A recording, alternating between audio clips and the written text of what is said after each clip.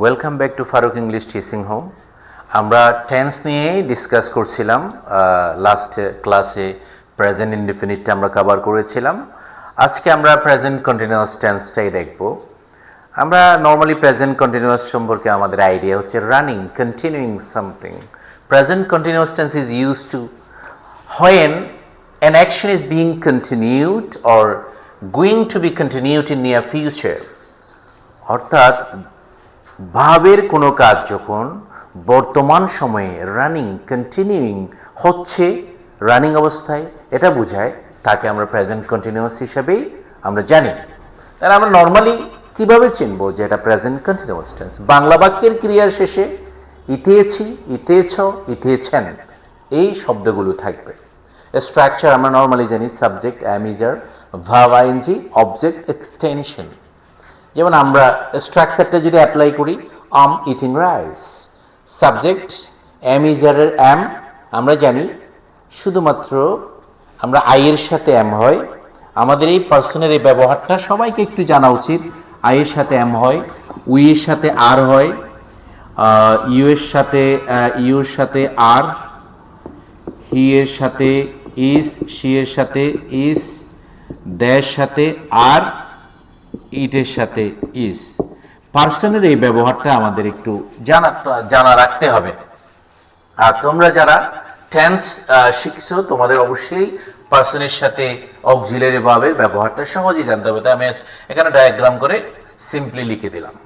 তাহলে এখানে আই এর সাথে যেটা অ্যাম হয়, তাহলে আমরা অক্সিলারি ভার্ব অ্যাম নিলাম তিনটা থেকে, অ্যামিজার থেকে অ্যাম নিলাম। তার ভার্বের সাথে আইএনজি, ইট ভার্বের সাথে আমরা আইএনজি দিলাম, ইটিং হলো object rice. That means I'm eating rice. বা আমরা আরো সেরকম অনেকগুলো এক্সাম্পল বলি, mother is cooking, they are playing. তাহলে আমরা এইভাবে অনেকগুলো বাক্য তৈরি করতে পারি। এরপর আমরা কয়েকটা ইম্পর্টেন্ট রুলস দেখব। আমি রুল নাম্বার 1-এ দিয়েছিলাম কতগুলো শব্দ বা ফ্রেজ থাকলে নর্মালি ওই বাক্যটা প্রেজেন্ট কন্টিনিউয়াস টেন্সে হয়। নাও, at this moment, currently, at this time, at present, still, today, this season, this year, etc. থাকলে প্রেজেন্ট কন্টিনিউয়াস টেন্সে হয়।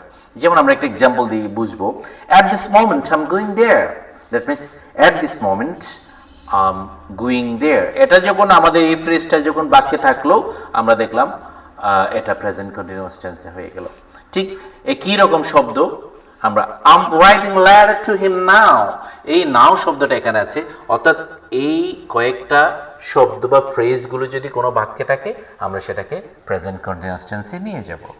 এরপর আরেকটা আমরা রুল দেখব, এটা হচ্ছে যদি অলওয়েজ, কন্টিনিউয়ালি, কনস্ট্যান্টলি, ফরএভার এগুলোর সাথে যদি কোনো ঘটনা বা কাজ বারবার ঘটছে, এটা ঘটতে গিয়ে একটা বিরক্তির উদ্রেক হয়, সেটা বোঝাতেও প্রেজেন্ট কন্টিনিউয়াস টেন্স ব্যবহৃত হয়। যেমন আমরা একটা এক্সাম্পল দিয়ে বুঝি, দে আর কন্টিনিউয়ালি কোয়ার্লিং, তারা অনবরত বারবার পুনরায়, এটা বোঝাতে কোয়ার্লিং ঝগড়া করছে। তার মানে কোনো কাজ বারবার করলে আশেপাশের মানুষের একটা বিরক্তি উদ্রেক হয়, সেটা বোঝানো হচ্ছে। যেমন Tipu is constantly complaining against him, তাহলে একটা লোক এসে আরেকজনের বিরুদ্ধে বারবার যখন কোনো কিছু কমপ্লেইন করে সেটাতে একটা বিরক্তির উদ্রেক হয়, তাহলে সেরকম বোঝাতেই আমরা প্রেজেন্ট কন্টিনিউয়াস টেন্স ব্যবহার করে থাকি। তোমরা জানো যে আমার গ্রামার বইতে আমি এটা খুব সহজভাবে এটা উপস্থাপন করেছি, কারণ সব রুলসের আমরা ইম্পর্টেন্ট রুলসগুলো আমরা এখানে ডিসকাস করব, বাকিরা তোমরা আমাদের এই বইয়ের এখানে তোমরা পাবা, এখান থেকে তোমরা একটু দেখে নিবা। আমরা আরও একটা দুইটা রুলস দেখবো ইম্পর্টেন্ট। এর মধ্যে প্রেজেন্ট কন্টিনিউয়াস আমরা জানি যে কিছু ভার্বস আছে যেগুলো প্রেজেন্ট কন্টিনিউয়াস টেন্সে ব্যবহৃত হয় না। যেমন যদিও বা দেখা যায় যে বাংলা বাক্যের শেষে ইথেছি, ইথেছ, ইথেছেন এগুলো থাকা সত্ত্বেও প্রেজেন্ট কন্টিনিউয়াস টেন্সে বসে না। যেমন আমরা believe, love, see, understand, doubt, feel, hate, suppose, prefer, think, imagine, know, ETC এরকম অনেকগুলো ভার্বস আছে। যেমন আমি যদি এটা বলি যে আমি একটি পাখি দেখিতেছি, একটি পাখি দেখিতেছি, তাহলে আমরা দেখতে পেলাম বাংলা বাক্যে এখানে ক্রিয়ার শেষে দেখার সাথে দেখিতেছি, ইথেছি থাকা সত্ত্বেও এটা প্রেজেন্ট কন্টিনিউয়াস টেন্সে হবে না।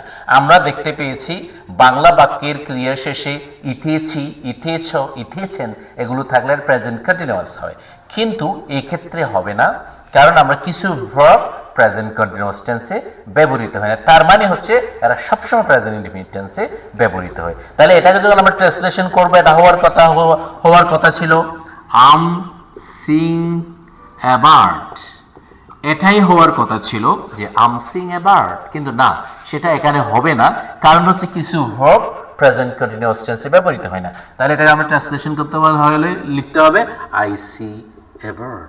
Is a very important rule, তোমাদের এটা ভালো করে মাথায় রাখতে হবে। কিছু ওয়ার্ডস এখানে বইতে আছে, এই ওয়ার্ডসগুলো একটু দেখতে হবে, এগুলো মনে রাখলে স্ট্রাকচারটা আর কখনো ভুল হবে না।